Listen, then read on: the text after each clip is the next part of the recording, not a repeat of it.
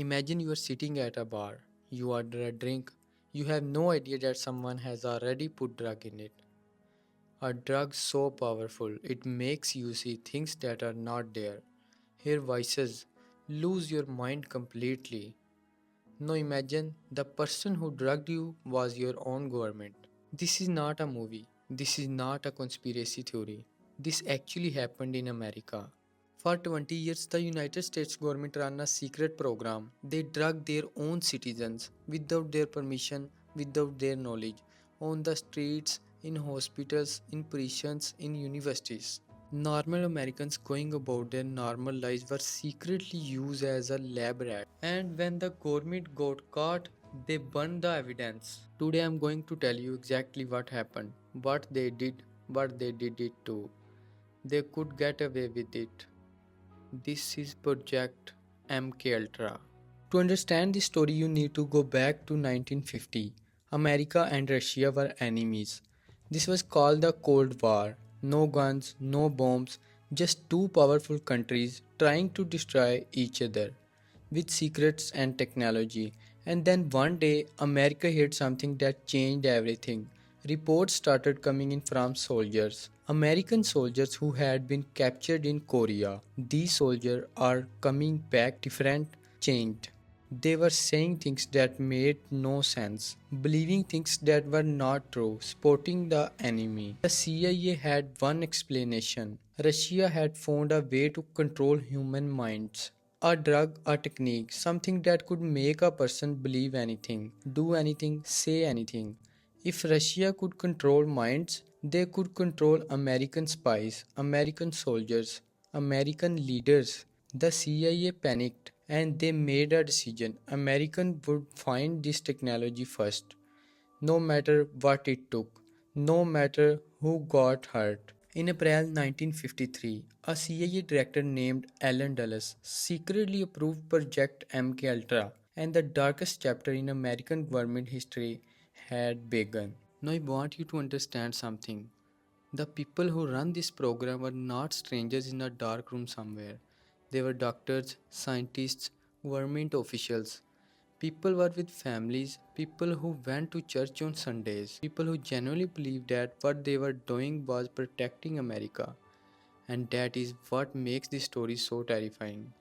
Because the most dangerous people in history are not the ones who know they are doing evil.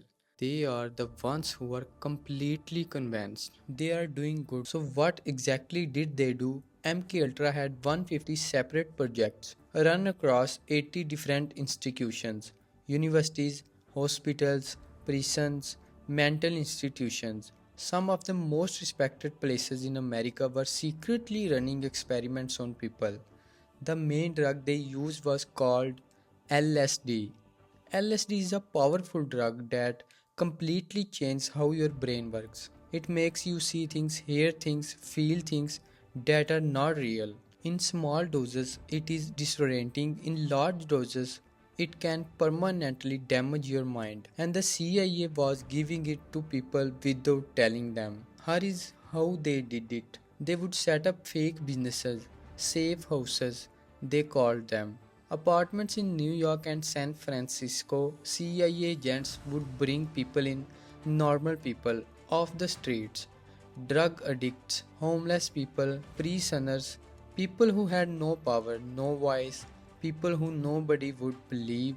If they said something happened to them, they would drug these people with LSD and watch what happened. Sometimes for hours, sometimes for days, without the person knowing what was happening to them, without the person being able to leave. But it was not just strangers. CIA agents were also drugging each other, dosing colleagues at office parties, putting LSD in drinks at meetings without warning, without permission, because they wanted to see the reaction. They wanted real data, and real data required real people. Now I need to tell you about one person, one name, because MKUltra was not just numbers and reports.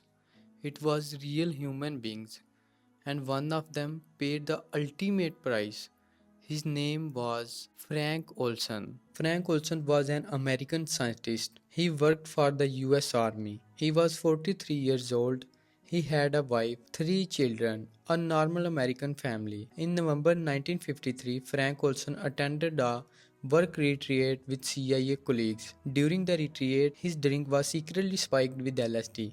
Without his knowledge, without his permission. He was not told until after he had already consumed it. Frank Olson had a severe reaction. He became anxious, paranoid, deeply disturbed. His colleagues noticed he was not okay, so they took him to New York City to see a doctor. They checked into the Hotel Statler in Manhattan, room 1018A, 10th floor, and on November 28, 1953, in the early hours of the morning, Frank Olson fell through the window and died. The government said it was suicide. His family was told he had simply jumped. They were given no explanation, no real answers. His wife, his three children were left with nothing but silence.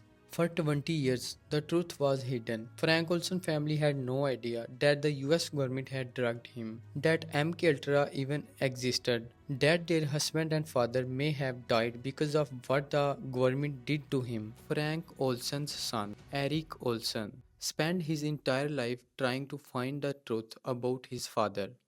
Decades of fighting, decades of questions, and the answer he got were never complete because the people who had those answers made sure they would never be found. By 1973, MKUltra had been running for 20 years, and the CIA knew that what they had done could never become public. So CIA Director Richard Helms ordered all MKUltra files to be destroyed. Thousands of documents, 20 years of experiments, names of victims, results of tests, everything burned, gone, shredded. But they made one mistake. Some files had been stored in a different location, a separate records facility, and those files were not destroyed. In 1977, by accident, a government researcher found them. 20,000 documents survived, and when they was read, America was horrified. The Senate called an emergency hearing. The whole country watched as government officials admitted that yes, the United States government had secretly drugged its own citizens, had run illegal experiments on Americans, had violated every basic human right in the name of national security. The CIA director at the time said he was sorry. He said it was a mistake. He said it would never happen again. But here is the darkest part of all. The files that were burned were never recovered. The names of thousands of victims were gone forever. People who were drugged, people who were experimented on, people whose minds were damaged, their names simply do not exist anymore. Because the government made sure of it. Here is what I want you to think about. MKUltra was not run by evil people.